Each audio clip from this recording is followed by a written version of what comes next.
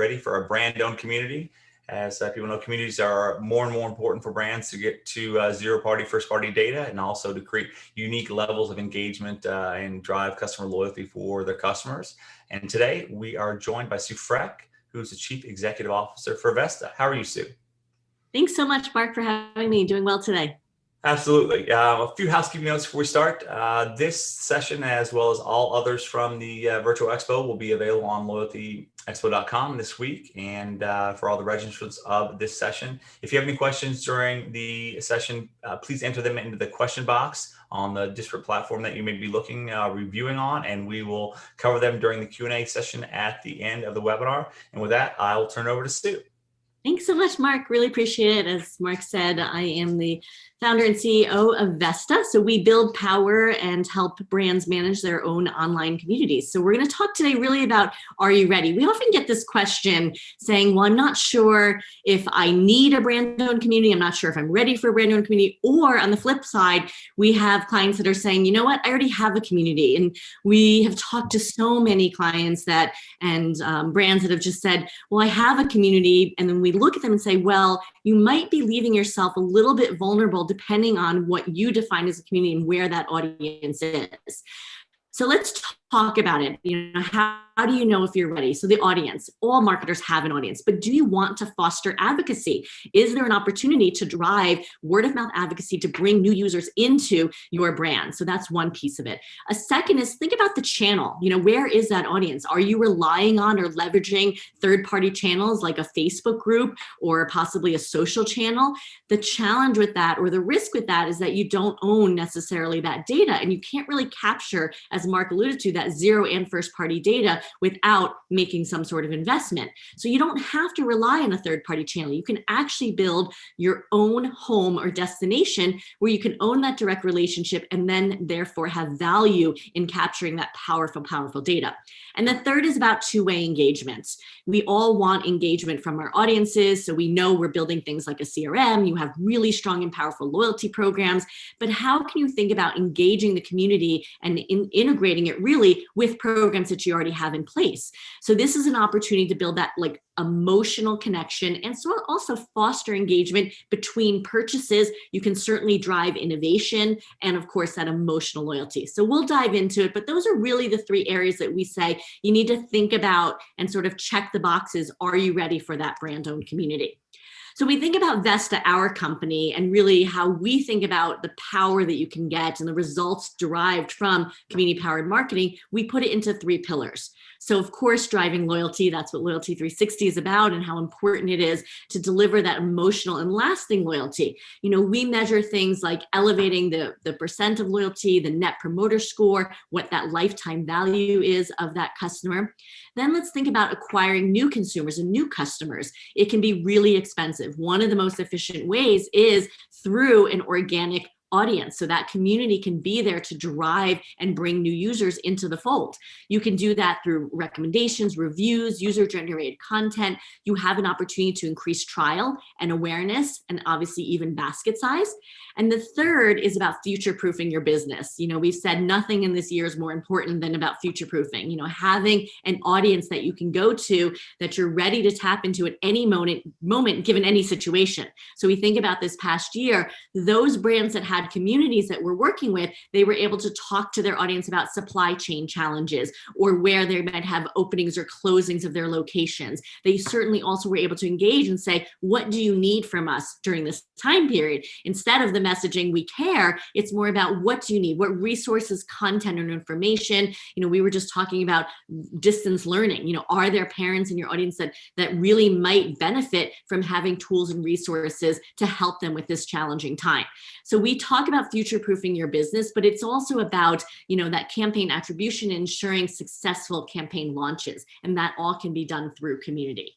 So let's take a look. I've got 3 case studies here of what different brands look like before leveraging our Vesta platform, and then what it looked like after. So we'll start with 7th Generation. So if you're not familiar with this brand, for over 30 years, they've been on this mission to really create a healthy, sustainable, and an equitable world, for the next 7 generations. They have a very strong brand purpose and affinity of these green leaners. They had a CRM, really strong one, over 100,000 consumers that they would even call their consumer advocates.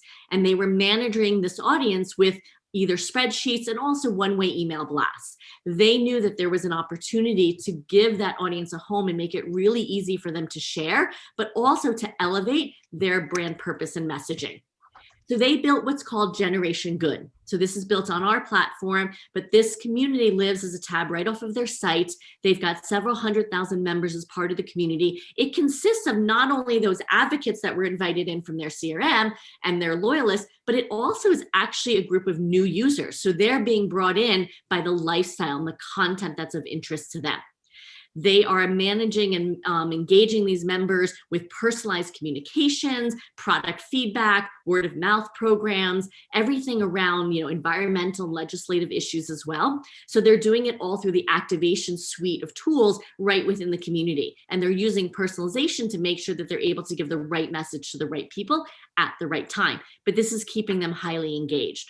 One of the other things that I love about this community is their discussion forum is really built around this lifestyle. So it's not about just pushing their product out. When you go to their discussion forum, you'll see there's items and information around gardening, around wellness, healthy products and lifestyle.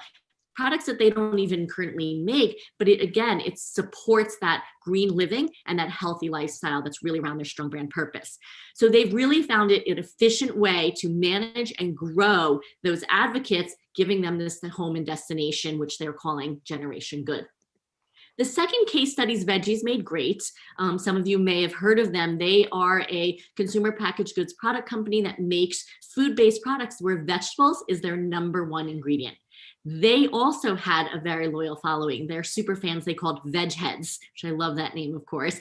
They really did need to give their Veg Heads a home. They've got a really efficient team, and they're trying to make sure that they're engaging them multiple times. They were using spreadsheets. They were using social channels. They had obviously engagement on their Facebook pages, their Instagram. They had paid influencers. They have their dietitians, and they had lots of different engagements, and they were doing this all in a really manual way or using lots of different third-party tools. Their goal was really to give these Veg Heads a home, but also, it created efficiency with a smaller team. They have tools that now allow for high personalization. Obviously, a dietitian is going to have a very different conversation than you have with a mom with 3 kids that's, looking to really try them to get to try vegetables for the first time. This is about driving engagement at scale for them. I love this quote from their senior brand manager. You get so much more from a brand community than you would from any social media site. They really were able to see the benefit of that ownership versus using all the third-party channels. And at the end of the day, driving revenue is their number one goal, and they were able to increase sales by 20% using their community. The last very different example, not sure how many of you are familiar with DAS Industries. So they actually provide products to professional truck drivers. So they have a program called Road Pro Rewards, so very strong and active loyalty program.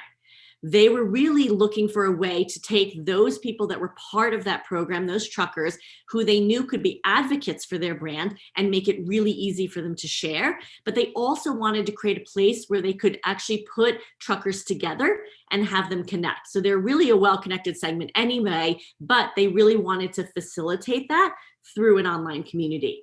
So they needed an efficient way to actually communicate with their loyalty members. Between purchases, they also wanted to make sure they could drive advocacy, and then they wanted to facilitate that trucker conversation. So they created what's called the Break Time Community. And this is really, again, it's a home for their truck drivers, their professional truck drivers. They do an incredible amount of engagement, over 30 times a year. And this is everything from quick offers, which are quick promotions, missions, which can be challenges or campaigns that can drive word of mouth advocacy or sharing content out. They were able to integrate their loyalty program. So when you share in the community, those points and badges can be transferred over so you can actually earn something of monetary reward over at the Road Pro Rewards side. They created a discussion forum unique from some of the other communities. Their discussion forum allows for the members to actually post questions. So they really feel that it's guided by the members for the members. So there is a feature within the platform that allows you to facilitate conversation member to member, but they're also allowing the actual members to create those content and conversations. So we're really excited that, we've got 3 great examples of companies that had an audience, were engaging them in some sort of way or form in an effective way, but maybe not the most efficient way, and really came to us to help scale what they're doing, create efficiencies, and also create measurement around all of the activities that they're doing, which you can do through the online portal, the online dashboard.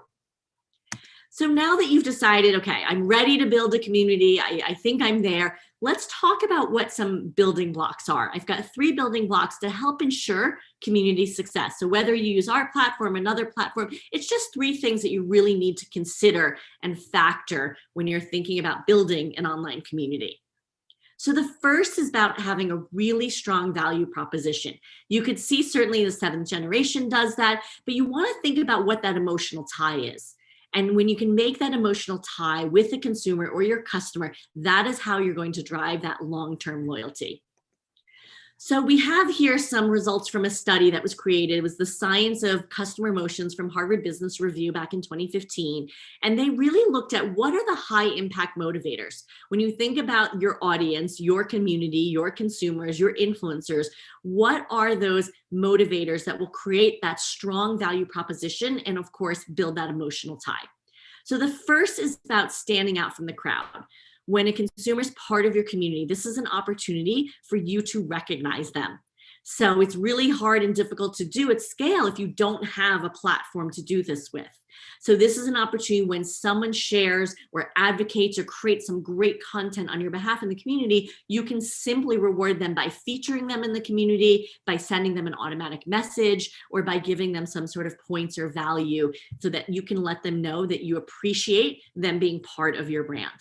Having confidence in the future. We love that the community has a survey tool, Insights, built in. This is an opportunity for you to get their feedback and have that constant feedback loop, but you can also have them involved in your innovation. So whether it's products or services that you're looking to innovate, naming new products, naming new services or features, this is an opportunity where they feel that they're part of your future. And the third is this sense of thrill, this sense of an experience. So we all know we're living in a virtual world, hence you're visiting us right now on a virtual conference, but there still is an opportunity to give a great experience. So whether that's better content, more relevant content, whether that's an opportunity for virtual events, and eventually when we're able to go and be in person again, you want to make sure that you're reaching out to community to understand which events and experiences they want. But if you're able to deliver that, they're more likely to make that emotional connection with your brand. And the last, which is really community overall, you're giving them a sense of belonging. So they have an affiliation with people that they relate to, like-minded people with like interests. And that's why those communities that are really driven around a lifestyle do so well. We think about the brands that we love. Of course, I love Patagonia. I live in Colorado. Everyone's out hiking and biking. Brands like North Face, Yeti. And you think about that, it's about other people that share in my values or share in my interest of being outdoors. That's the same for your brand. Being able to help facilitate the lifestyle or the reason they've come into your brand. These are the reasons that they will be loyal to you and be tied and grounded in emotional loyalty. The second is about the insights, the data. We are able to collect so much incredible data, but it's not just about collecting it and not collecting it in just a moment's time. So it's about that constant feedback loop. We talked about future-proofing your brand. This is one of the most powerful ways is to do it with insights. Zero-party data. So that's the data that consumers and customers are more than willing to give up to a brand in exchange for better products or services. So this isn't the first-party data where you're tracking them. This is the actual data where they are sharing how they feel, their beliefs, their product interests, even where they purchase and why they purchase. You want to also make sure that you're using the data.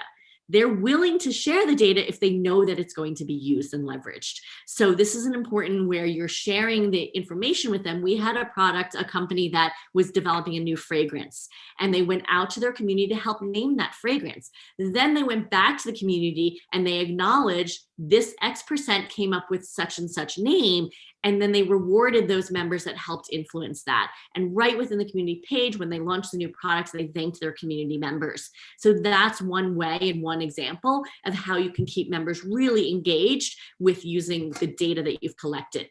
You want to continue to learn about them for better targeting and messaging also. That's where the platform is so powerful, is the segmentation on the back end.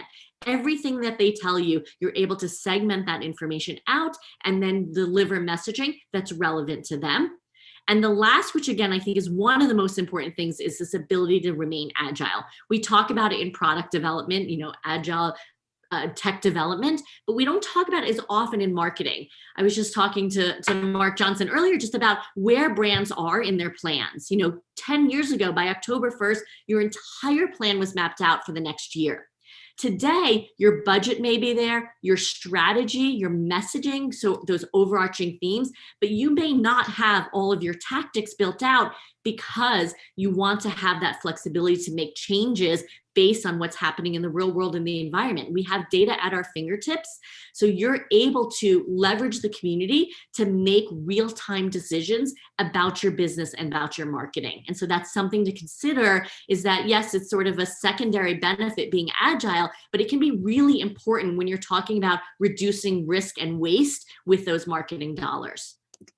And the third is just the personalization overall. It's really focusing on this compelling and personalized message. It's going to deliver experiences that are more relevant, and it will help prompt creativity, prompt better user-generated content, and more advocacy for your brand.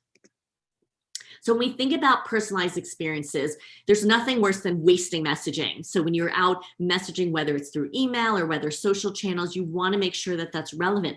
The community is going to help you where you can segment those members to ensure that that targeting and that relevancy is there. So this is going to inspire that emotional investment through the creativity that they're doing on your behalf.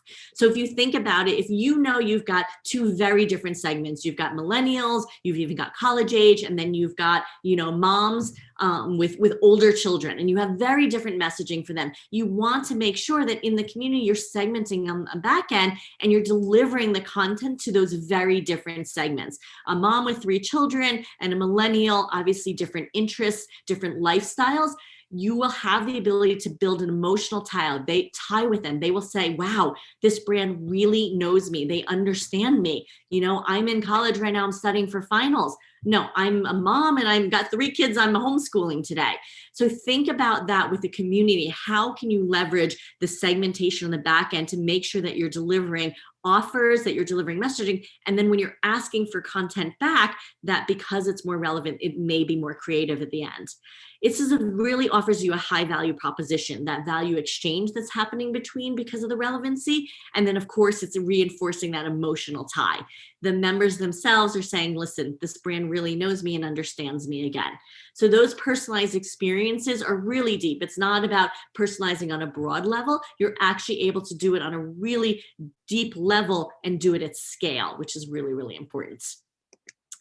So now that you've decided, okay, I'm going to build a community, here are my building blocks, let's just talk about what some of the missteps are that we've seen, especially brands that have come to us that either already have a community or they're working with us and we're giving them some best practices.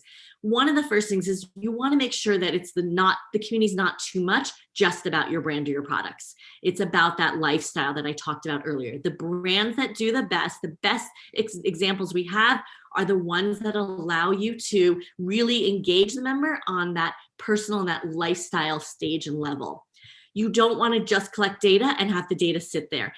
Think about how you can use that data to make better business decisions or again, for that content and personalization. You also don't want to build a community and have it just sit there.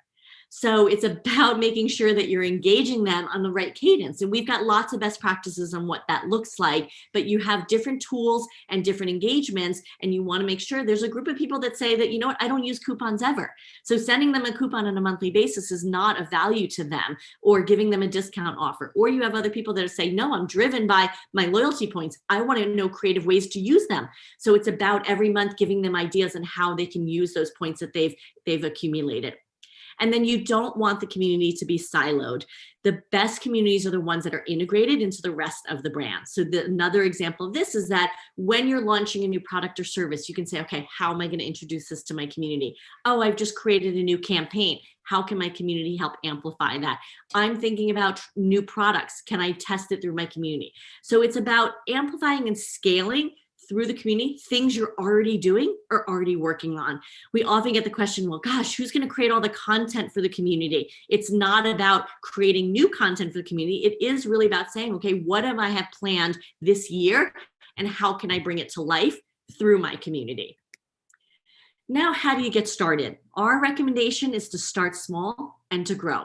So look at those channels. You know, the first slide when we talked about what your audience is, take a look at those channels and see where you have an opportunity to invite them into a community. You know, they may not be owned channels like your third-party social media channels, but this is an opportunity to transition them into that own community to build that emotional connection. Think about who those advocates are and how we can segment them out and make it really easy for them to share. So there are tools built into our platform where it makes it super easy for them to share in their preferred social networks or for them to share offline or for them to forward messaging through their emails. So this is about empowering those advocates to not only share about the content, your products, your services, but it also helps grow the community organically.